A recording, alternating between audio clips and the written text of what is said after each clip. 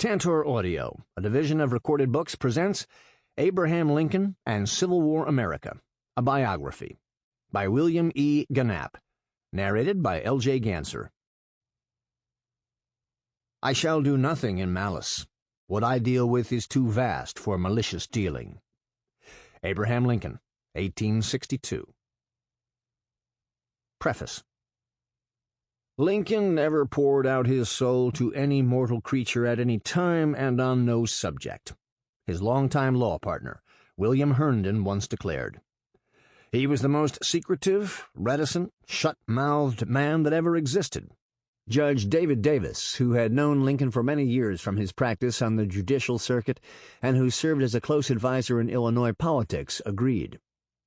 Using almost the same words, Davis confirmed that he was the most reticent, secretive man I ever saw, or expect to see. With considerable understatement, Lincoln himself conceded in 1861, "I am rather inclined to silence." Abraham Lincoln is a difficult subject for a biographer.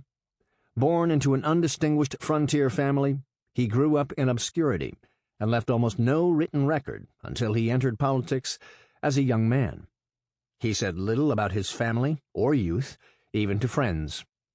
Leonard Swett, who had practiced law with Lincoln on the judicial circuit and who was a longtime political associate, recalled that he never heard him speak of any relative except as connected with his boy history.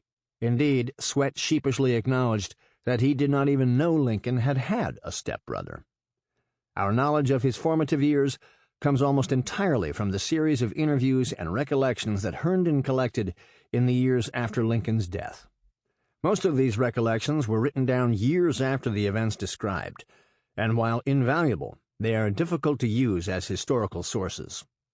Few of these early acquaintances were as candid as George Spears, who, when asked about Lincoln's career as a shopkeeper in New Salem, admitted, "At that time I had no idea of his ever being president. Therefore, I did not notice his course as close as I should have had."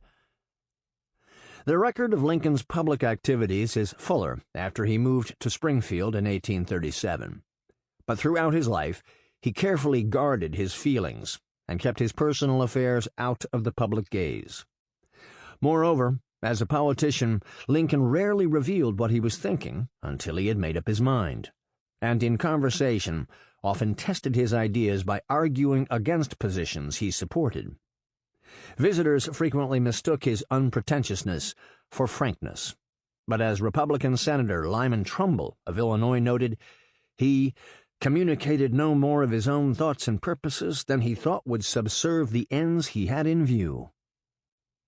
There are qualities of Lincoln's character and personality that simply cannot be fully explained without resorting to some dubious psychological theory. These include his burning ambition and desire to improve himself, his fear of intimacy, an extraordinary private reserve. Even his closest associates called him Lincoln, and his wife noted that he had trouble expressing what he felt most deeply.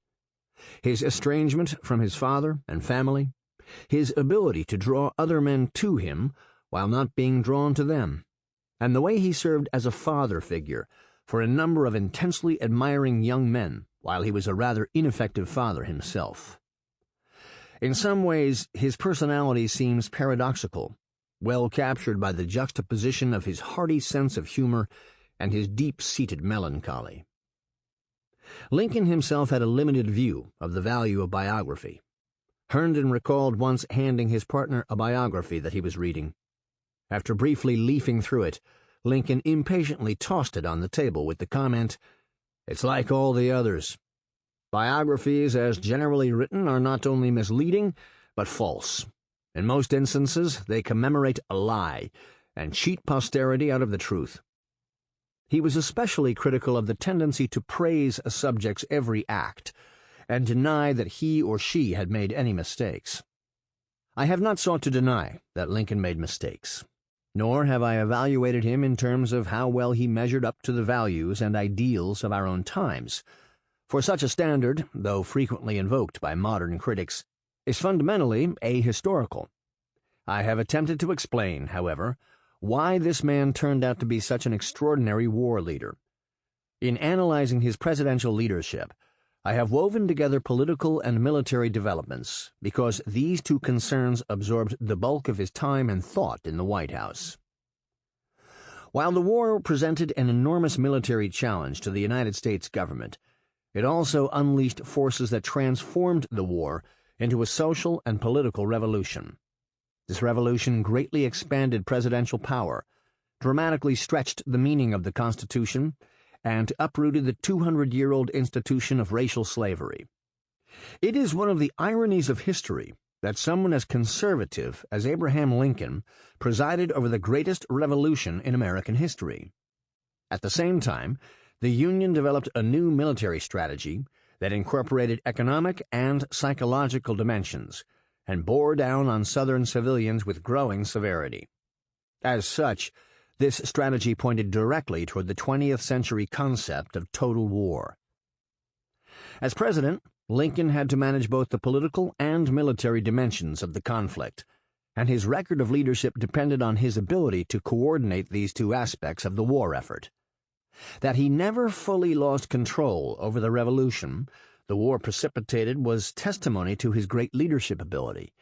That he led the nation to victory and succeeded in preserving the Union without destroying democracy assured his lasting place in American history. Yet success did not come to him easily or quickly. In his early political career, the defeats and setbacks outweighed the victories and achievements. When he was suddenly thrust into the forefront by his election as president in 1860, he did not fully comprehend the nature of the crisis he would soon confront, and he learned how to meet the responsibilities of his new office only through trial and error. Throughout the war years, his basic character shone through: his goodwill and fundamental decency, his remarkable self-confidence encapsulated in genuine humility. He never liked to refer to himself as president, and spoke of the office as "this place." His immunity to the passions and hatreds the war spawned, his extraordinary patience and generosity of spirit. Even in the darkest days of the war, he never faltered in his commitment to persevere until the Union was restored. The personal and political qualities he brought to the challenge of waging a civil war are the major focus of this book. This study synthesizes modern scholarship about Lincoln with my own ideas and interpretations of Lincoln and his age. My aim has been to write a short biography that is up to date in its scholarship. When quoting from sources, I have followed several conventions to enhance the texts. I have sought to reproduce quotations accurately, and have generally omitted the word "sick" to denote spelling and grammatical errors. In addition, I have replaced ampersand with and, spelled out abbreviations, and changed terminal dashes to periods. In a few places, I have inserted a mark of punctuation, which is carefully indicated, to clarify the meaning of a phrase or sentence. But for the most part, I have left punctuation unchanged. I have also omitted ellipses and silently modified capitalization at the opening of quotations. During the course of writing this book, I have incurred many obligations that I wish to acknowledge. The idea for this book crystallized more than a decade ago in a conversation with Chris Rogers, who immediately signed the project for the history list he edited. Since then, both Chris and I have gone on to other positions, and the project suffered several major delays and had a complicated history, but it ended back on Chris's desk when he recruited it for Oxford University Press. I am grateful to Lynn Uhl for her generosity in making this outcome possible. At Oxford, I would particularly like to thank Peter Coveney and Joellen Osanka for adeptly guiding the book through the editorial and production process. I did much of the research for this book in the various libraries at Harvard University. I am especially indebted to Nathaniel Bunker of Widener Library, who purchased many items on microfilm that were critical for my research. I would also like to thank the staffs at the Houghton Library and the Government Documents Library at Harvard for their many courtesies. In addition, the Interlibrary Loan Office at Widener Library efficiently borrowed a number of items I requested, for which I am very appreciative. A number of individuals have generously helped me over the years with sources and matters of interpretation. I am grateful for the assistance, suggestions, and critical commentary of Cullum Davis, David Donald, Mark Neely, John Simon, Michael Vorenberg, and Frank Williams. The outside readers for Oxford University Press made a number of helpful suggestions. In addition, I have benefited immensely from the observations of undergraduates who have taken my seminar on Lincoln at Harvard University.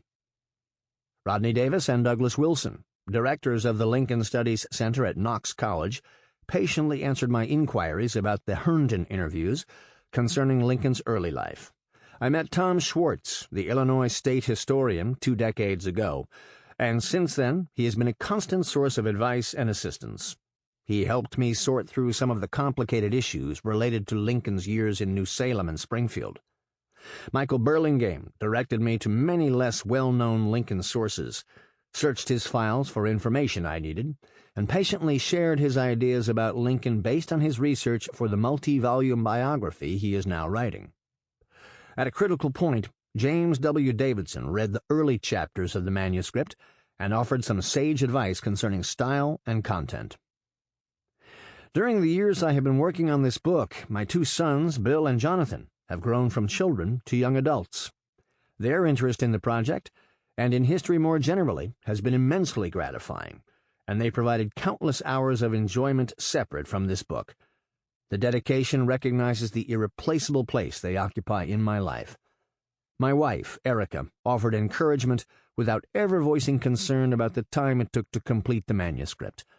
Once it was finished, she gave it a thorough and careful reading, and saved me from many errors and misstatements, while greatly improving its clarity and style. As always, she was an unfailing source of support and encouragement. To all of these individuals, I offer my sincere thanks. The book is much better for their efforts. Whatever errors and misinterpretations remain are because of my own stubbornness. June 2001. William E. Gienapp. Chapter 1. A Son of the Frontier. Abraham Lincoln rarely talked about his childhood. This silence stemmed from more than his well-developed sense of personal reserve, for while he was proud of his achievements, he was also embarrassed by his crude family background. In a brief autobiographical sketch he penned in 1859, when he was beginning to attract attention as a possible presidential candidate, he spent only a couple of lines on his parents, noted without elaboration that he did farm work as a youth, ignored his childhood social experiences entirely, and devoted the greatest attention, half a paragraph, to his limited education. "It is a great piece of folly to attempt to make anything out of my early life," he told a campaign biographer in 1860. "It can all be condensed into a single sentence. In Gray's Elegy, the short and simple annals of the poor." Descended from pioneer stock, Abraham knew little of his ancestry. The most vivid piece of family lore, which he had heard over and over again from his father Thomas, was how his grandfather had been killed by Indians while laboring to open a farm in the Kentucky forest. As a result, Thomas, who was 8 years old at the time, had to make his own way in the world from an early age. He became a wandering, laboring boy, and grew up literally without education. A capable carpenter in and around Elizabethtown, Kentucky, Thomas began to rise in the world and bought a farm, though he apparently never lived on it. In 1806 he married Nancy Hanks, who was probably illegitimate, and they set up housekeeping in Elizabethtown in a cabin that he had built.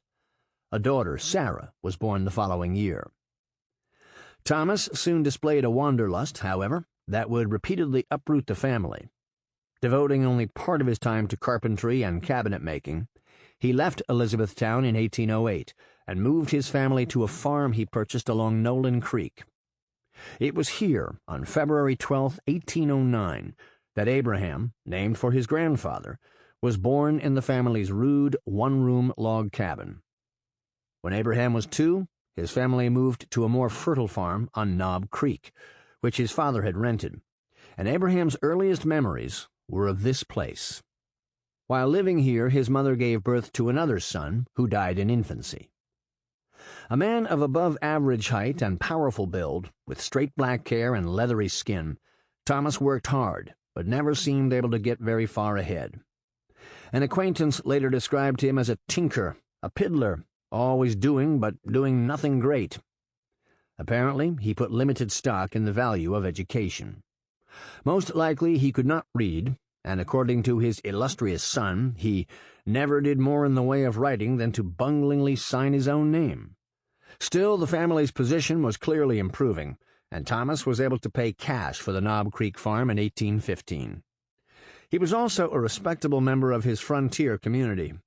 He owned property, performed several official duties, appeared a number of times in the local records, and enjoyed a reputation for scrupulous honesty and good morals. He was also renowned for his ability as a storyteller, a talent that he passed on to his son.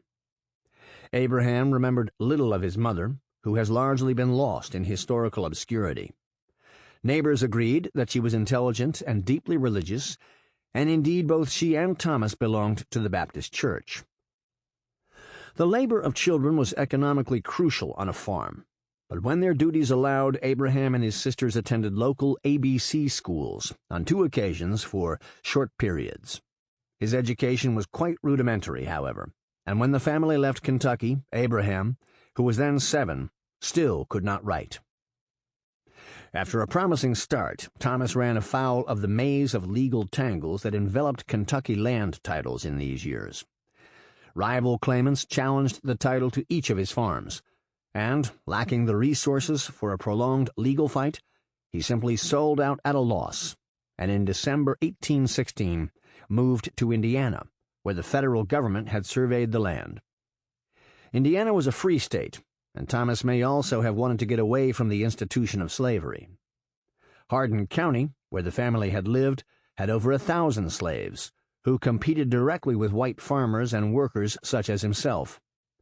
Moreover, the Mount Separate Church, in which Thomas and Nancy were members, had seceded from the regular Baptist Church because of the latter's acceptance of slavery. Absorbing his parents' anti-slavery sentiments as he was growing up, Abraham later declared that he was naturally anti-slavery, and added that he could not remember a time when he was not opposed to slavery. The Lincolns settled on Little Pigeon Creek, near Gentryville, in Spencer County, a sparsely populated, heavily wooded area near the Ohio River. After living several months in a crude shelter with one side open to a constantly roaring fire, they moved their meager possessions into a log cabin that Thomas had hastily constructed. Life in Indiana was much more primitive than in Kentucky. Abraham remembered that it was a wild region, with many bears and other wild animals still in the woods, and the family found conditions difficult. Perhaps Thomas had been beaten down by the loss of his Kentucky lands. Perhaps he preferred hunting and did not pay sufficient attention to the difficult task of establishing a new farm, or perhaps his previously robust health declined. Whatever the reason, though Thomas continued to work as a cabinet maker in the winter and at odd times, the family never entirely regained its earlier modest prosperity. Abraham's life was that of a typical pioneer farm boy, doing chores such as hauling water and chopping wood and helping in the fields. The area was heavily wooded, and since he was remarkably strong for his age, the tall youngster was soon set to work clearing land with an axe. He later recalled that from then till within his 23rd year, he was almost constantly handling that most useful instrument, less, of course, in plowing and harvesting seasons. For all his strength and prowess, however, he never enjoyed physical labor, and once told a neighbor who hired him that his father taught him to work but never learned him to love it. Nor did he cherish any romantic nostalgia for pioneer life, which he remembered as one of back-breaking labor and constant struggle with trees and grubs. In 1817, after clearing and planting 17 acres, Thomas Lincoln made the first payment on his farm. The arrival that fall of Nancy's aunt and uncle, Thomas and Elizabeth Sparrow, helped lessen the family's bleak isolation. Tagging along with them came 18-year-old Dennis Hanks, Abraham's easygoing, talkative cousin, who, despite the difference in their ages, became his boon companion while growing up. With the family's situation on the upswing, tragedy struck the little group the following year, when first the Sparrows, and then Nancy Lincoln died from milk sickness, called the pukin by pioneers, caused by cows grazing on the poisonous white snake root. With no minister available, family members held a brief service, and then Abraham's mother was buried near the cabin in a simple coffin Thomas had made. Abraham never said much about this loss, but it must have been a harsh blow to the 9-year-old boy, and probably strengthened the melancholy streak in his personality. Following Nancy Lincoln's death, living conditions at Pigeon Creek plummeted.